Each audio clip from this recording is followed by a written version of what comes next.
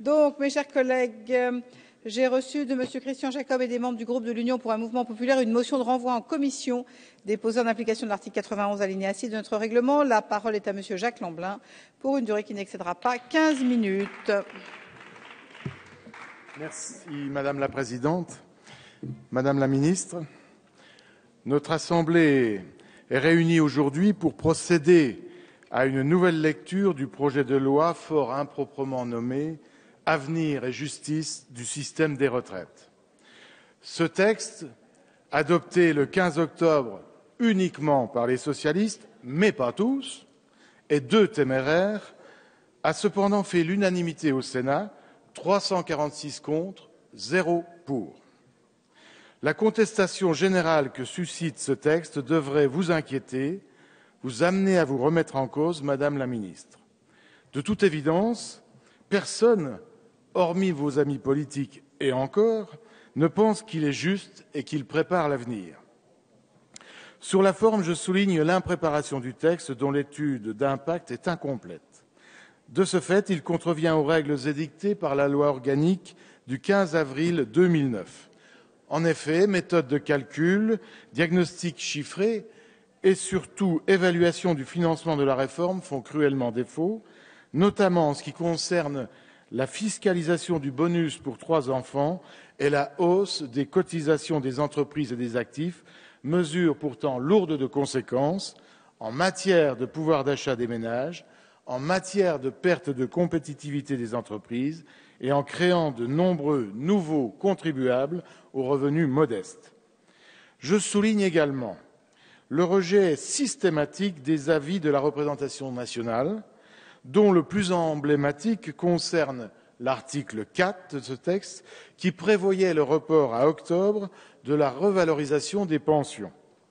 Rappelons que cet article, supprimé en première lecture conformément à la volonté exprimée sur tous les bancs de cette Assemblée, et tout particulièrement à gauche de cet hémicycle, a été rétabli sur ordre du gouvernement quelques jours plus tard.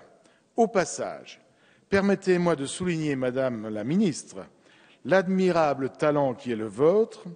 Vous avez réussi à mystifier la France entière en affirmant, sans rire, que les socialistes, ayant voté pour l'abolition de ce fameux article 4, s'étaient trompés de bouton, soit 17% des présents.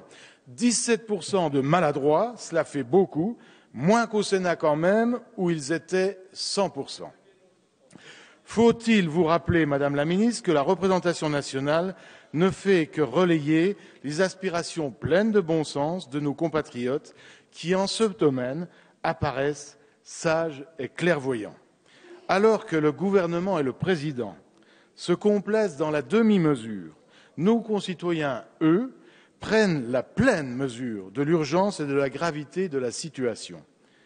Ils préféreraient voir se poursuivre la réforme, équitable en termes financiers et sociaux, entreprise dès 1993 et régulièrement ajustée depuis en 2003, 2008 et 2010. J'en viens au fond du texte. Ce projet de loi, qui n'a de réforme que le nom, relève de la cosmétique là où la chirurgie serait nécessaire. Un tel comportement n'est pas responsable. Plus grave, il s'appuie sur le mensonge, mensonge par omission essentiellement, mais aussi mensonge tout court parfois. Un tel comportement est coupable. Mensonge sur le financement de votre prétendue réforme. Promettant la DER des DER, mais comment vous croire puisqu'en toute lucidité, vous ne réglez qu'un tiers du problème du déficit, vous mettez une fois de plus les ménages les plus modestes à contribution par le report au 1er octobre de la revalorisation des pensions, par la fiscalisation des majorations de pensions pour 3 enfants et par les hausses de cotisations salariales et patronales. En d'autres termes, vous comblez très partiellement le déficit en faisant payer d'abord les retraités, qui sont ainsi invités à financer leur propre retraite, ensuite les salariés, qui voient une fois de plus leur pouvoir d'achat amputé, et enfin les entreprises qui n'avaient pas besoin de cela en cette période. Tout cela, c'est votre choix.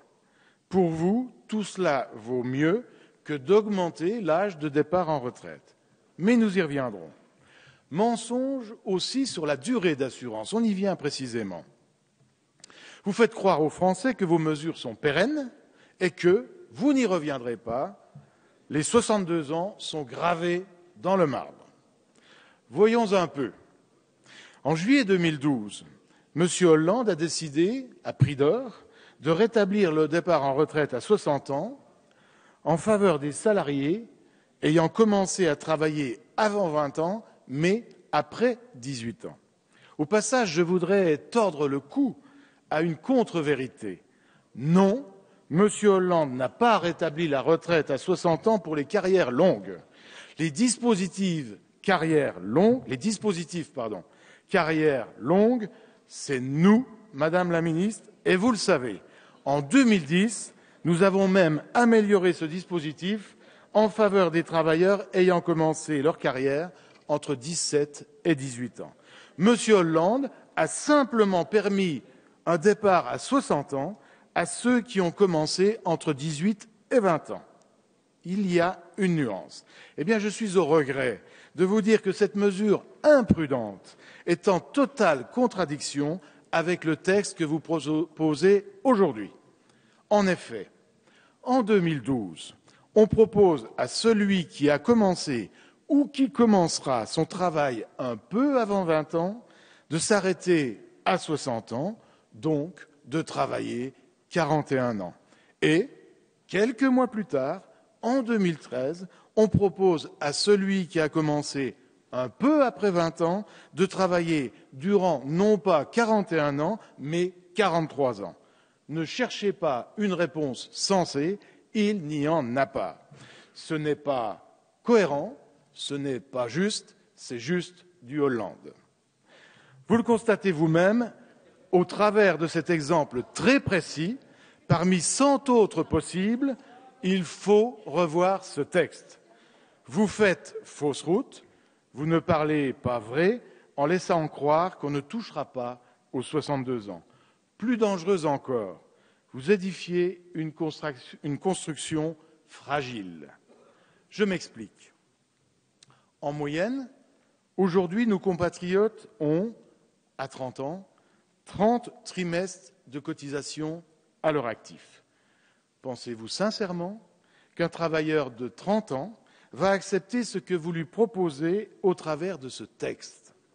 Vous lui dites d'abord qu'il devra travailler 43 ans. Faites le calcul, cela veut dire que pour lui, ce sera au mieux pleine retraite à 65 ans et demi. Vous lui dites ensuite qu'il devra cotiser plus pour permettre à tous ceux qui sont un peu plus âgés que lui de partir, eux, non pas à 65 ans et demi comme lui, mais à 60, 61 ans, 62 ans. Et vous lui dites enfin, en commençant par ce texte à vous attaquer sournoisement au montant des retraites, que son tour venu, la retraite qu'on lui servira sera probablement réduite par rapport à celles qui ont été servies à ses prédécesseurs. Croyez-vous sincèrement qu'un tel édifice va tenir dans la durée? Croyez-vous sincèrement que ce jeune va accepter docilement une telle vision de la solidarité entre générations? La réponse est dans la question. Mais ce n'est pas tout. Lorsqu'on analyse le dispositif concernant la pénibilité, on pense irrésistiblement à une désormais célèbre boîte à outils. Boîte à outils bien mal utilisée une fois de plus. Si j'oserais, je dirais, n'est pas manuel qui veut. Utilisée pour construire quoi? Une autre boîte. Laquelle? Une boîte de Pandore. J'ai en souvenir le débat sur la pénibilité en 2010, j'étais présent, c'était en pleine nuit. Je prends 2 paris, Madame la Ministre. Premièrement, à peine instauré, ce dispositif se verra en permanence remis en question. Deuxièmement, aujourd'hui, ce dispositif est destiné aux salariés du privé. du secteur privé. À l'arrivée, c'est à ceux des secteurs publics et parapublics qu'il sera accordé. Souvenez-vous des 35 heures. Enfin, pour compléter le tableau, cette pénibilité n'est pas financée sérieusement, et vous le savez. 800 millions de recettes face à 2,5 milliards de dépenses, ce n'est pas sérieux. Permettez-moi de vous le dire, Madame la Ministre, créer une prestation à crédit, ce n'est pas un progrès social, cela n'a jamais été un progrès social, c'est escroquer les générations futures, celles qui paieront. Je pourrais continuer encore et encore. Trouvez-vous juste de placer, au travers de l'article 32, les caisses de retraite des professions libérales et indépendantes sous tutelle, alors que leur situation n'est pas inquiétante? Habiller de philanthropie cette démarche, expliquer d'un air que vous espérez convaincant qu'en aucun cas les abondantes réserves financières de ces caisses n'intéressent le gouvernement, c'est un peu court. Là, on n'escroque plus les générations futures, on cambriole celles d'aujourd'hui. Plutôt que de recourir à des expédients indignes de vous, Madame la Ministre, remettez l'ouvrage sur le métier. Volontairement, je ne vais pas plus loin dans mon catalogue. Je ne dis pas ça pour vous faire plaisir, mesdames et messieurs. Et j'y parviens à ce que je vois. Mon objectif est de vous convaincre qu'un projet soutenu sans enthousiasme par votre groupe, je le rappelle, rejeté par tous les autres groupes de députés et tous les sénateurs sans exception, et enfin par tous les Français, ou presque, doit être revu car il ne règle pas le problème le plus important. Dans le contexte actuel, encore plus qu'auparavant, nos concitoyens sont extrêmement sensibles à l'injustice. En donnant un coup d'arrêt à la convergence que les réformes de 2003, 2008 et 2010 faisaient avancer, vous bloquez la marche vers la justice et l'égalité en matière de retraite. Vous décevez les Français qui souhaitaient, espéraient voir arriver progressivement la mise en place de règles du jeu identiques pour tous. Il est difficile de faire accepter une vraie réforme, mais c'est possible.